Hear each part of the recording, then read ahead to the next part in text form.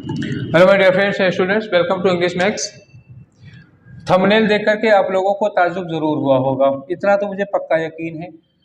एक दिन में 30 घंटे पढ़ाई करें, मैंने ये लिखा है। अब आप सोच रहे होंगे कि एक दिन में 24 घंटा होता है तो 30 घंटा कोई पढ़ाई कैसे कर सकता है। आश्चर्य सा लगा होगा, ताज्जुब लगा होगा। कुछ लोग सोचे होंगे कि सर का दिमाग खराब हो गया है क्या।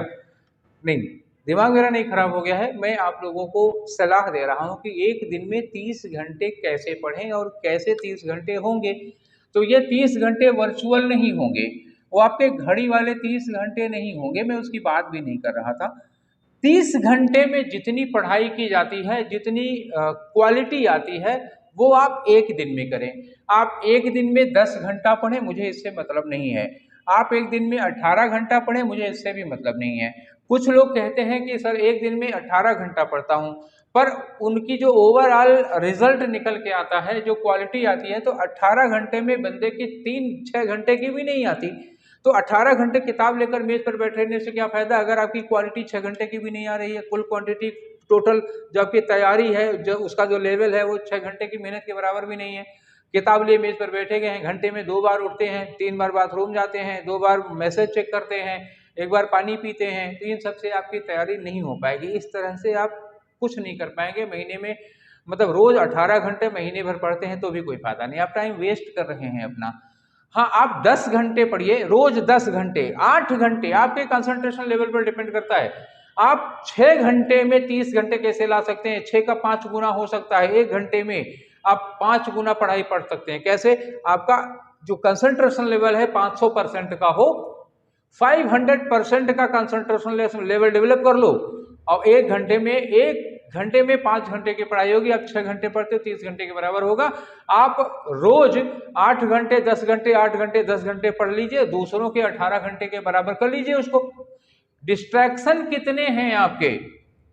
आप अपने बगल में फोन रख के मत पढ़िए। अगर फोन से पढ़ रहे हैं तो कोई बात नहीं है, फोन से पढ़ रहे हैं तो ठीक है, चलेगा। लेकिन अगर किताब से पढ़ रहे हैं, नोट्स पढ़ रहे हैं, तो फोन अपने पास मत रखिए। जब किताब से पढ़ना है तो फोन की क्या जरूरत है। फोन को आप दूर रखो। ये फोन सबसे ज्यादा डिस्ट्रैक्शन है। हाँ, अगर आप फोन आपकी एसेसरी है पढ़ने के लिए तो ठीक है, आप अपने साथ में रख सकते हैं, लेकिन उसको आप एसेसरी की तरह ही इस्तेमाल करिए, वरना वो आपको डिस्टर्ब करता रहेगा। और चारों तरफ वो बढ़िया खूबसूरत सीन और दृश्य मत लगाइए। खाने पीने की चीज आप अपने मेज पर ना रखिए, क्योंकि वो जैसे ही आपको दिखाई देगा मेज पर नमकीन रखी हुई है तो मुंह चलता रहेगा। अब मुंह चलता रहेगा तो आप कितना कंसंट्रेट हो सकते हैं बताइए। आप एक दिन में 30 घंटे काम तभी कर सकते हैं। ये 30 घंटे का मतलब क्वालिटी से था, क्वांटिटी से नहीं था। क्वांटिटी मैं भी जानता हूं कि 24 घंटे में 30 घंटे कैसे हो सकता है। उस 24 घंटे में आदमी को सोना भी है, खाना भी है, और भी तमाम लेटरिन बाथरूम के काम होंगे, वो सब भी तो करने होंगे, तो कैसे 24 घंटे पड़ेगा। मेरा एक दिन में 30 घंटे का पर्पज जो था, जो मेरा सेंस था, जो मेरा आशय था, वो ये था कि 30 घंटे की क्वालिटी ले लो। पढ़ो 8 घंटे, पढ़ो 10 घंटे। अगर आप 300% कंसंट्रेट हो जाते हैं तो आप 10 घंटे में 30 घंटे निकाल सकते हैं। 500% कंसंट्रेट हो जाओ, 500% कंसंट्रेट हो जाओ, आप 6 घंटे में 30 घंटे का एवरेज निकाल लोगे। और डिस्ट्रैक्शंस होते रहेंगे तो नहीं आएगा, कभी नहीं आएगा। एक बात तो ये हो गई कि आप डिस्ट्रैक्शन से बचना होगा, कंसंट्रेशन लेवल को बढ़ाना होगा। दूसरी बात क्या होगी कि आपको सेलेक्टेड पढ़ना होगा। दूसरा जो मेन पॉइंट है वो क्या है, आपको सेलेक्टेड पढ़ना होगा। सेलेक्टेड का मतलब क्या हुआ कि किसी भी टॉपिक का पूरा नहीं पढ़ने लायक होता, कितनी भी बढ़िया किताब हो। सब कुछ नहीं, आप शुरू से लेकर के लास्ट तक पढ़ते चले जा रहे हो, एक ओर से जुटे पड़े हो। एग्जाम नजदीक है, उतना पढ़ने की जरूरत नहीं है। किसी किताब की कोई किताब 500 पेज की होती है तो उस किताब में से 250 मतलब 250-300 पेज होता है आपके काम का। आपको छांटने की कला आनी चाहिए। कैसे छांटेंगे?